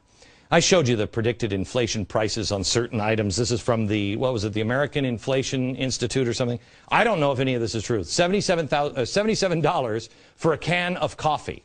Will that happen? I don't know. We called several experts to verify. You think this is true? They said no, they don't think that's true because they just think people won't have any money to be able to afford $77 coffee. So it might stop at $40, but nobody will be able to buy it. I don't know. I just do know that everything in your grocery store and at the gas pump will cost more soon. So what to do? Have faith. Have hope in the truth and charity in your heart.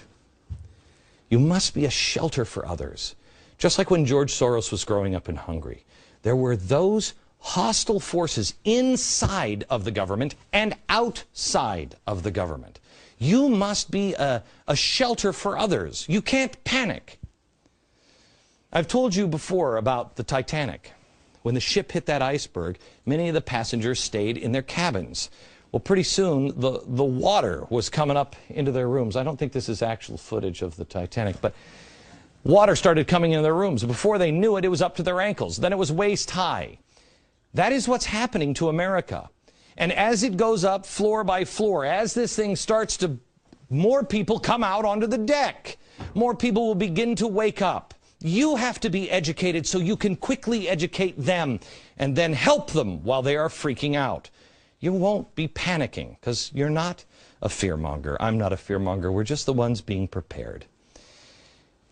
In the coming weeks, in the coming months, I'm going to give you several action plans because I am not going to spend the time. I'm not going to get any more people into this boat. So it is time for us now to think, okay, how do we, when people wake up, how do we get other people to help us build a bigger life raft? Next year, we're not going to just change ourselves. We're going to change the world. We're going to build life rafts for the rest of the world. I'm going to help you help your neighbors. Big, tremendous, powerful, great things are coming. In the meantime, I want you to think about this pressure cooker that is coming in more ways than one. And I'll explain that next. All right. Oh, I'm giving free gifts to the Jon Stewart God. Inflation is coming. So now, how do you prepare for it? Well, you stock up on food. I know how crazy this is. They are going to paint me for this, but that's okay. Do you even recognize what this is? My grandparents went through the Great Depression, and because of that, they knew what tough times were all about. They never wanted to experience it again, so this is a pressure cooker. They prepared. See, they didn't have the option of going to the stores and getting all the food and everything. It wasn't the same. What they did is they would go out into the fields and then they would can their own food and they'd store it in jars like this. How many of us have done this? How many of us even do this? But it's not necessarily canning your food that you have to. How many of us forgot the lessons that we were taught by our parents and our grandparents? They taught us not to live in debt.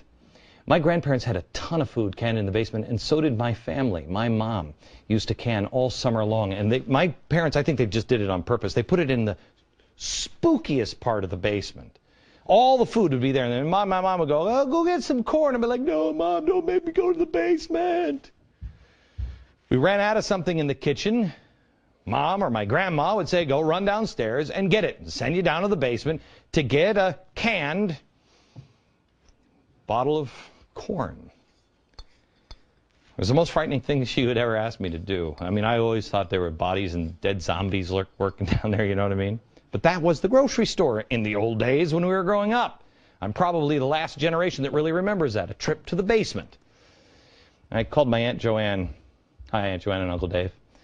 I called my Aunt Joanne just the other day. She said, I just finished canning for the season. She's been doing it all summer. She's still doing it. My family, we are not canning, but we are purchasing food. We've done it over the last year. You don't want to go out and run and just put all your money out there. So we did it in little bits and drabs, and we went and we got the food. Now we have a year's supply. If nothing happens, that's cool. I'll tell you, as a dad, there's nothing that has been more stress relieving than me sitting down on the steps, and I never saw this coming. I never thought this would happen. I sat on the steps and I looked at that year's worth of food, that accomplishment. And I know this isn't a surprise, I actually wept out of relief. I thought I could lose my job and my kids are going to be fine. You might not lose your job. Maybe everything I say is coming doesn't happen. That's okay. That's all right. Maybe somebody down the street loses their job. You can be a shelter and a comfort for others, for your family. This is what we have to do. First of all, teach yourself. Read the original sources. Read the truth. Don't just take my word for it. Find out for yourself. If they make fun of you, fine. Prepare to be a shelter and a teacher for others, because they will come. And be who you were born to be. Yes, I can, because I am. I am worthy. I'm competent. I'm smart enough to do it. Do these things. Get yourself out of debt. Have the essentials that you need, lots of them, on your shelf. And in 2 years, if nothing has happened, and then you really want, I mean this sincerely, we can all get together and you can all mock me. It's okay. Right now, why don't you store that mocking up for a rainy day? Let's wait for 2 years. Just wait. If we don't need it, if everything's fine, mock me all you want. Please. Just do your own homework. Listen to your gut. And consider sanity for just a moment. Remember the voice of your grandparents.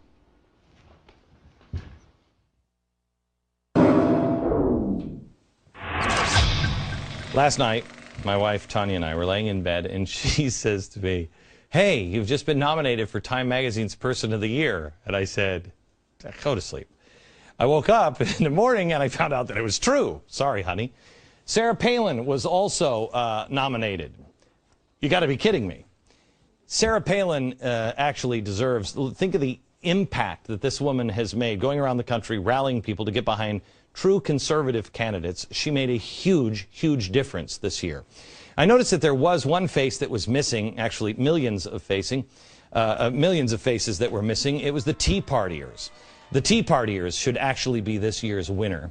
I'm not a fan. I hate it when they nominate groups of people and they're like, oh, look, it's the person of the year. It's not a person, it's a group. But they are the true winners. I mean, look at the difference that you have made.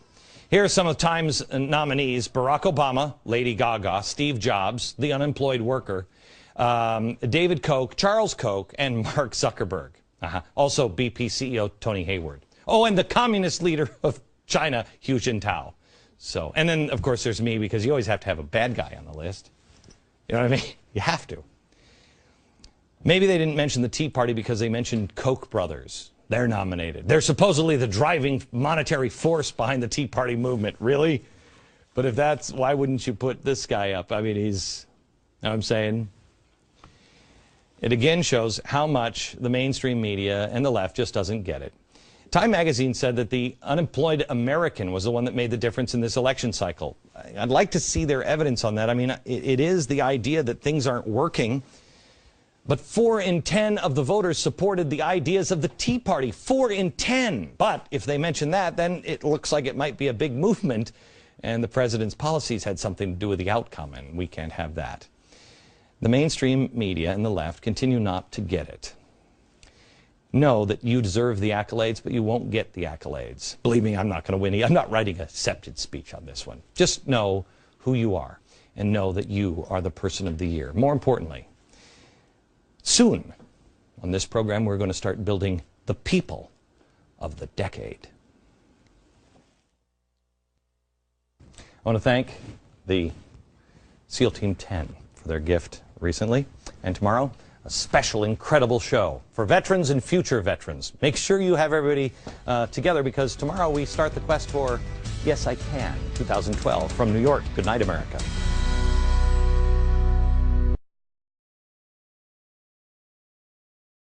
Of our electoral process by the excessive use of TV advertising. So he wanted to make sure that lies couldn't distort things.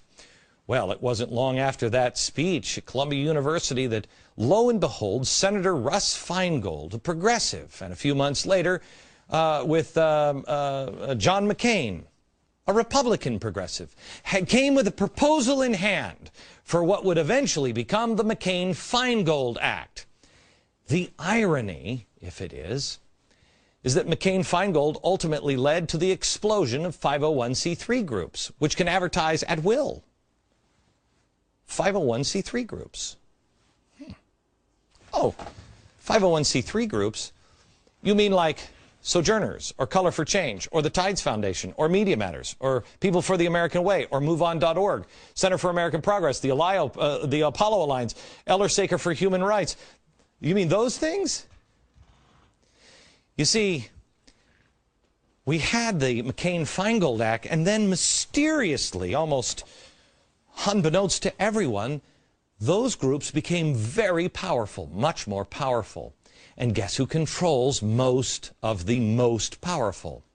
George Soros. George Soros, in the aftermath of 9/11, talked about police action as an alternative to war. Now, did anybody pick up on that? This is what he said. War is a false and misleading metaphor in the context of combating terrorism. Crimes require police work, not military action. George Soros. Here he is, the Democratic candidate for president, adopting crimes require police work, not military action positions. What we've learned is that the war on terror is much more of an intelligence operation and a law enforcement operation. The war on terror is far less of a military operation and far more of an intelligence-gathering law enforcement operation. And that's what we have now in our office. Start the story. But there's also why. Why is the story? Why is the show happening? What is the puppet master? What is his motivation? Is it for the money? Is it for entertainment? Is it personal gain? What is it? Make no mistake, we are watching a show. The stage is the world. It's television, it's newspaper, it's speeches, it's the political elections, it's what's happening in Washington. You are the audience. And like any good show, they do have one goal in mind. They want you to feel something. But most shows don't have a hidden meaning behind it. They just want you to laugh. They want you to be entertained. This one, not so much. At the end of the show, you have a choice to make. They want you to get up from your seats. Of course, they have in mind what they are planning on you choosing, and they are just using this stage to try to make the case and convince you of it. It's really propaganda. Here's the propaganda book. Here it is. This is actually from one of Wilson's. Nasty, nasty guys. This is the book that I've told you before on propaganda that Hitler used. Goebbels. I just want to show you in propaganda, this is D. Now this is what's taught in schools D, democracy is administered by the intelligent minority who know how to regiment and guide the masses. That's great. This is Edward Bernays. Let me give you the whole quote here. He says, the conscious and intelligent manipulation of organized habits and opinions of the masses is an important element in a democratic society. Those who manipulate this unseen mechanism of society constitute an invisible government, maybe almost a shadow government, remember that, which is the true ruling power of our country. Do we have a shadow government? Answer it now, remember how you answer it, and then answer it again after today's show and tomorrow's show. The question is, do we have a shadow government? And if we do, who are those intelligent minority that is guiding us through? And where are they guiding us to? If you skip past all of the puppets and the strings, if you stop looking at the puppets themselves, you have to see who's behind the puppets. Who is choosing the puppets and the players? Who's the puppet master? George Soros. Now, I am sure that this will be called a conspiracy theory, and quite honestly, a year ago, 2 years ago, I wouldn't have believed it myself. But it is right out in the open. I encourage you, do not take my word for this. Do your own research, and don't go to conspiracy websites or anything else. Go to his own books. Go to the biographies written about him. Go to things that are well documented, like 60 Minutes, things that are well known for their accuracy. We have all of the materials that put this show together at glennbeck.com and in my free email newsletter. I want you to see the footnotes on this program. Do not take anything I say as gospel tonight. I want you to decide for yourself. I want you to question with boldness. Is George Soros a man who says, yes, you will be perfect and you will be perfect? Is he really a puppet master? And if he is, how does he control? How does he control? Well, let's start with this. Let's just take a couple of examples here on what George Soros has said and then see if there's any connection to anything. Soros spoke at Columbia University. He talked about an urgent need for campaign finance reform. I want you to remember, questioning our elections is important to George Soros. You'll understand in about 20 minutes. Well, he wanted to have campaign finance reform. He thought it was important. He spoke at Columbia University about it. Well, Open Society, his little group, Open Society, started by the guy with SDS, it was one of only a handful of groups who spent $123 million to push finance reform. Soros, quote, said, do something about the distortion. Welcome to the Glenn Beck program. America, tonight I ask you to watch this program with an open mind. I ask you to put your partisan differences aside and really listen, and then do your own homework. Don't take my word for it. Research yourself. This is far too important. The topic tonight and tomorrow night, George Soros. There are things that are happening in this country that don't make sense. Van Jones said something that bothered me over the summer. I mean, he said a lot of things over the years that have bothered me, but one comment in particular over the summer stuck with me, and it was this. You handle the top down, but it's also bottom up and inside out. Top down, bottom up, and inside out. So now your challenge as you leave here, our challenge, is to take care of that bottom up part and that inside out part, the heart part. That's bothered me because I know who this guy is. He's a communist revolutionary, a guy who pined for the days of Stalin. The Iron Curtain went down. Something's wrong there. Well, it really bothered me until recently when I started looking into all the George Soros connections and the size and the scope of his reach. And let me tell you something. I said to you, read up on George Soros. There's plenty of ways to read about him. These are all books about George Soros, many of them written by him. So there's no shortage of information, and read them. Read them. The comment doesn't bother me anymore. I understand what it means. And that's why that comment now frightens me. And I will put it into perspective tonight and tomorrow. Pull back the curtain and reveal what that actually means. And it will terrify you.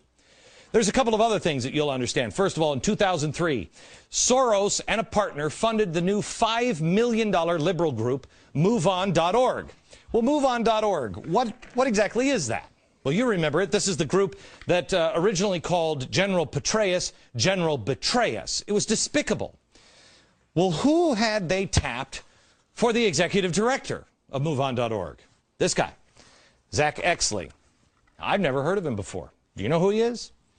Well, he previously had trained activists for the anarchist group, the Ruckus Society. These are the riots in Seattle, helped orchestrated by this guy. More on that in just a minute. Oh, by the way, he's also a blogger for the Huffington Post, which is interesting because the Huffington Post gets money from George Soros. Oh, and he's also a fellow with the George Soros Open Society Institute. Violent radicals. Oh, and by the way, it's just not that phrase that came. George Soros has been following him as he originally funded the Ella Baker Society, or the Center for Human Rights. And then, of course, he was on the Apollo Alliance. And then when he got fired from the White House, he went to Center for American Progress, which is also funded by George Soros. Radicals. Radicals. Oh, the Open Society Institute, in case you don't know what this is, don't worry, you will in the next couple of days. The Open Society Institute is George Soros' most important group. It is really spectacular. It is his philanthropist arm. This is where he looks for Mother Teresa to give out his precious money. And boy, did he find Mother Teresa. Well, not exactly. He found, to head this organization, the founder of the violent activist group SDS, Students for a Democratic Society. You don't know what they did in the 60s? You will.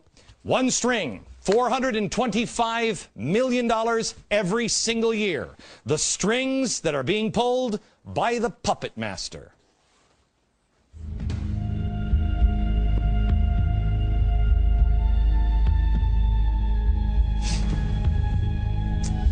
Hello, America. There are a few working parts to a puppet show.